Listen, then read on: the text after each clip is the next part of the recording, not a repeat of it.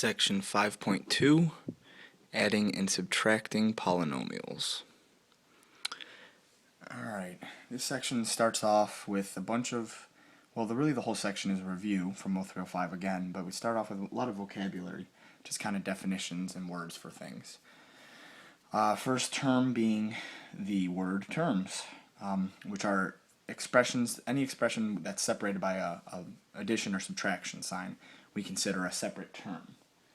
So in the expression we're given here, 4x squared minus 1/3 x plus 9, we actually have ourselves three different terms. The 4x squared, the minus 1/3 x, and the plus 9. So when we look at that, we say exactly as I said, we have three separate terms. And listing them, you do include the sign. So you'd say 4x squared, you'd say negative 1/3 x is a term, and you would say positive 9 is a term. Okay? So those are terms which are actually a word I've used throughout the year, so hopefully you kind of already had a good idea about that. Also, the word coefficient, another word I've been using. Coefficient is a word that means a numerical value that's being multiplied by in each term. In other words, the number that's out front of the variable in each term. So in our next example here, we have, the same expression, 4x squared minus 1/3 x plus 9. We have three terms, so we should have three coefficients. So we would say our coefficients are the number 4. We would say 4 is the coefficient of the x squared term. Negative 1/3 is the coefficient of the x term. And 9 is the constant coefficient. Okay, whenever we have the numbers by themselves that don't have a variable attached, like in this case the 9, we call that a constant. Okay. Now this is where we get into what should be a little bit of new terminology, I believe, from O305, is the term polynomial, the word polynomials. Polynomial is an expression where one or more of the terms, it's got to be an expression that has one or more terms, in which all the variable exponents are either whole numbers, so they can't be fractions, and also no variables are in the denominators of a fraction or under a square root. So we have 4 different examples here, and we can determine which of these, if any, are actually polynomials by that definition. Well, in this first expression, we do have a fraction coefficient, 1/2, out front, but the power, although kind of hidden, technically is x to the first power. So we have a whole number exponent. We don't have any variable in the denominator or under a square root. So we would say this is a polynomial. Okay?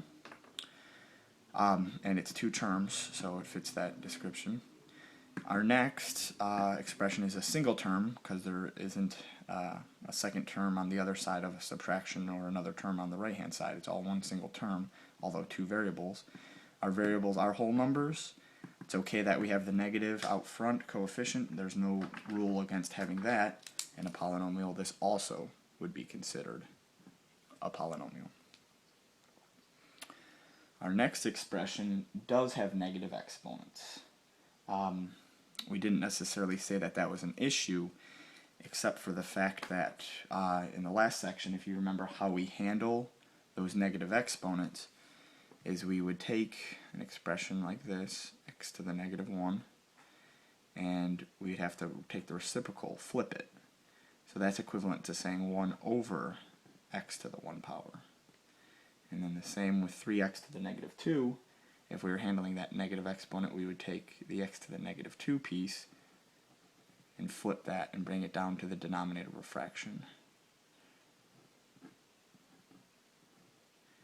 So that original expression with the negative exponents would be equivalent to this expression with positive exponents. We can see here that's an issue because now we have denominators or variables in our denominator of fractions. So that's not going to be considered a polynomial. That contradicts our definition. And same with this last one. We have a situation where we have a variable underneath a square root. Other than knowing that that is not allowed for now to be a polynomial, that's all you really need to know. So that expression would not be considered a polynomial as well. Alright, I'm going to move this up now. Look at the remainder of this section.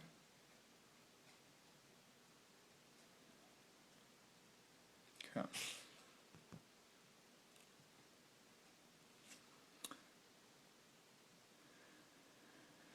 So here we have a statement about how we write polynomials, kind of the order we put things in. Typically we write polynomials in descending order, from highest power of the variable first to lowest power of the variable last. And whatever that highest power is, we call that the degree of the polynomial. So our example here, we have y minus 6y to the third plus 4y to the fifth plus 9y squared plus 12. Typically we wouldn't write it like that. We would write it as in descending order. So the highest powered variable, y to the fifth here, we'd write that term first, 4y to the fifth. I guess you can kind of just cross that off, so you know you already used that. The next highest power of the variable would be y to the third, so we write the next term minus 6y to the third. We do have to include the sign with it. Then we have a y squared term, so plus 9y squared. Next would be the single y, and it's a positive, so we would write plus y.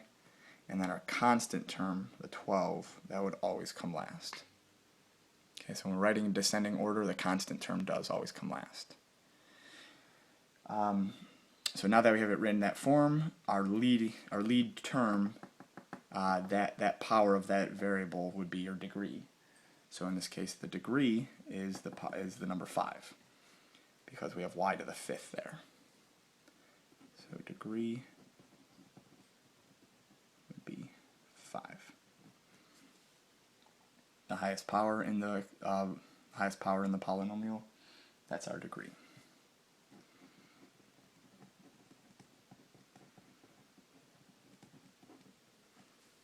Okay.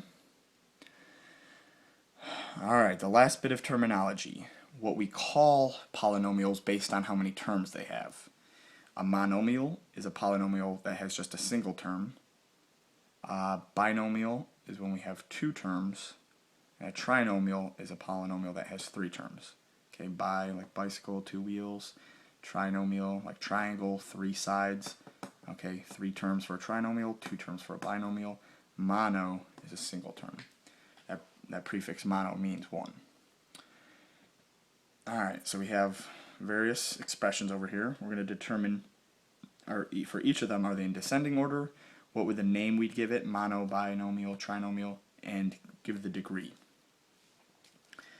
So the first polynomial, 9x squared minus 5x plus 8, well, that is actually in descending order because we have the highest power, x squared, then a single power of x, then no x's in that constant term. That would be in descending order. Name, well, we have 1, 2, 3 terms. That's a trinomial. And the degree would be 2. Reasoning, because the highest power, the 9x squared term. And it didn't have to be out front like the 9x squared was, but just the fact that x squared, that power of 2, is the highest power of x in that problem. Alright. Our next expression, we have 17m to the 9th plus 18m to the 14th. Okay, well that looks like descending order. No, because we have m to the 9th before we have m to the 14th. Descending order would have this term, 18m to the 14th, out front. So no, that's not in descending. It is 1, 2, 2 terms. So we would call that a binomial. and the degree would be 14. Doesn't matter that it's not the lead term, just the fact that that's the highest power. So it's 14 because we have that 18m to the 14th power.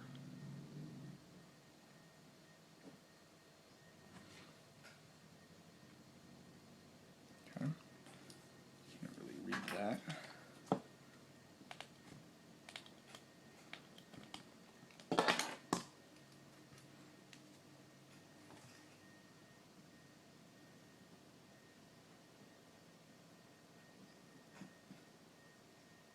Alright. So next we have an expression that's just the 6x, just a single term. Descending order, well, I guess it would have to be. There's no other rearrangement we could make of it. The name, just a single term, so it's a monomial. And degree is actually degree 1.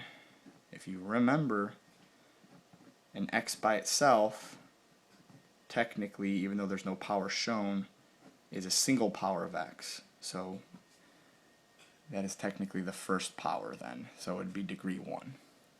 6x is the same as saying 6x to the first. The next expression, again, just a single term. There would be no other way to rearrange it. So yes, that is in descending order.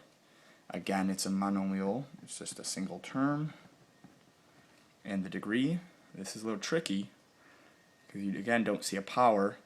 And you could think, well, yeah, maybe it's -2 to the first power again. It's actually considered degree 0 because there is no variable present. There is no x attached to that -2. It's almost as if we had a -2 x to the 0 power. If you remember, x taking that x to the 0 power would make that part of the equation kind of drop out, or part of the expression. It would make it just equal 1. So -2 times 1 would still be -2. So any constant is considered to be of degree 0. And then lastly, we look at this long kind of polynomial expression that has multiple variables in it, and it doesn't appear to be in descending order because we have higher powers in this second term than we do in that first term. So say no, and I'll explain more why specifically that we know for sure that is a no. The name, well, there's 4 terms.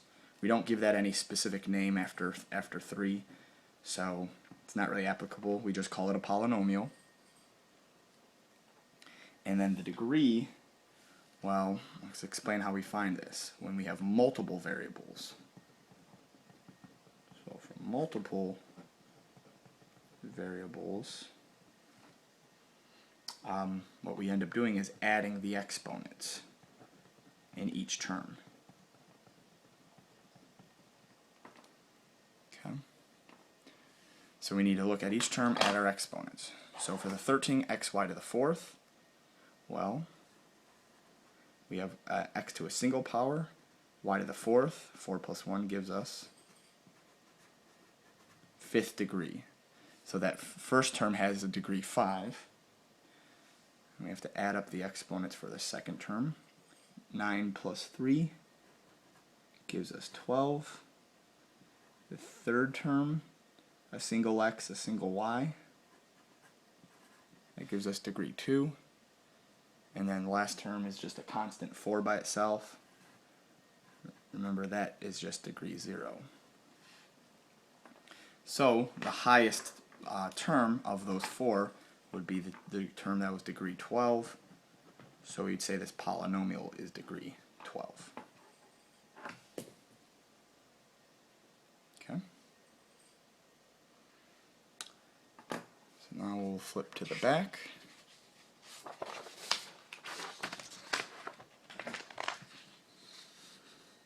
And look at a couple examples of actually adding and subtracting our polynomials.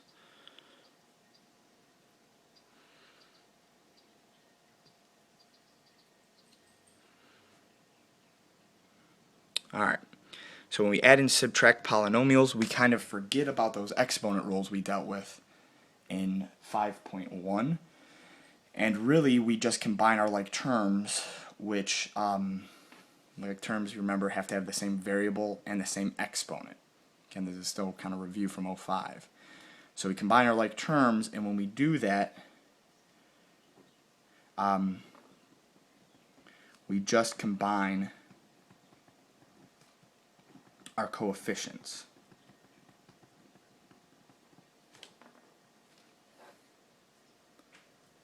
Just combine our coefficients. We don't change the exponents. You remember from 6.1, you should have just finished up. It takes us multiplying two expressions to add the exponents, or dividing two expressions. We would divide the exponents as long as they have the same base. When you're adding or subtracting terms in polynomials, you don't change your variable pieces at all. You're just combining the coefficients. Okay, what's out front? So when you're adding polynomials, actually pretty simple process. We don't have any numbers out in front of these parentheses. We don't have a subtraction or a negative multiplier that we need to distribute into them. So we actually can drop the parentheses when we have an addition problem like this. Okay, not like when there's multiplication, when we have to do the full FOIL process or distributing. Don't have to do any of that with examples like these. So we can drop the parentheses and just kind of combine our like terms, which we just combine the coefficients, our powers stay the same. So our like terms, we have an a to the 5th term and another a to the 5th term. So we go ahead and we want to do 3a to the 5th minus 8a to the 5th. Okay. Next, we have a to the 3rd terms, and negative 9a to the 3rd and a positive 8a to the 3rd. We want to combine those.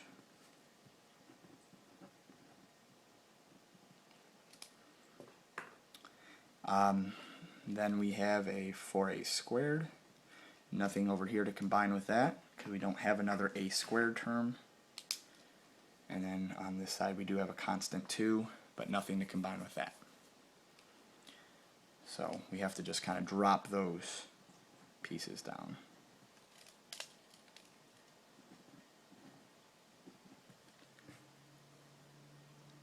Okay. So combining these all together into one. 3 minus the 8 gives us a negative 5. So we have a negative 5 as our new coefficient of our a to the 5th term. And we have negative 9 plus 8, that gives us a negative 1, which we usually just write as a negative, and then a to the 3rd, we write as a minus. The 1 is kind of assumed there, the hidden 1. Then just drop down 4a squared and the positive 2.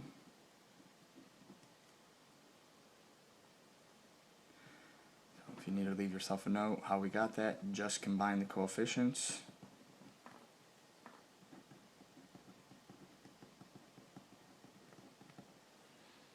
And powers stay the same.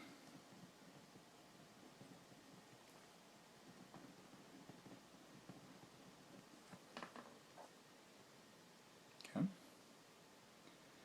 Now subtraction is a little bit different because we do have something directly out in front of a parenthesis. Okay, we don't have anything out in front of this parenthesis, so we can just drop that parenthesis of these first 3 terms. But in our second parenthesis, we have subtraction out front. So what we have to do is take that subtraction, treat it like a negative that we are distributing into the following parenthesis.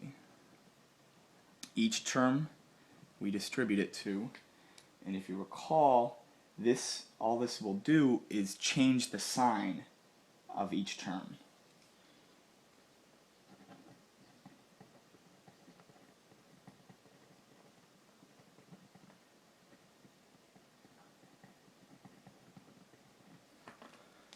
Okay.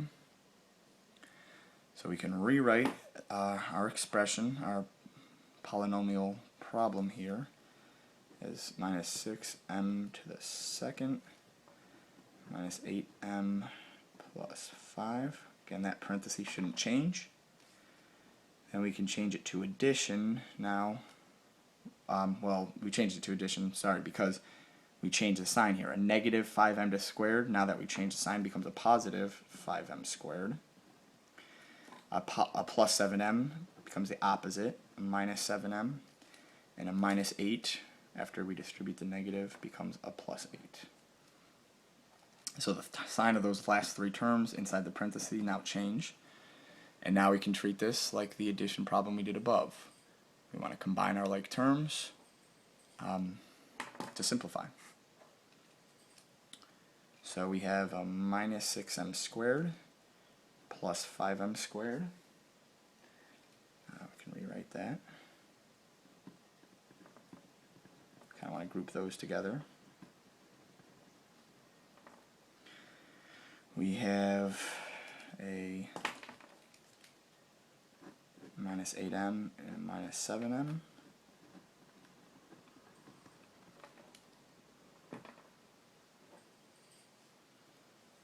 And we have a positive 5 and a positive 8.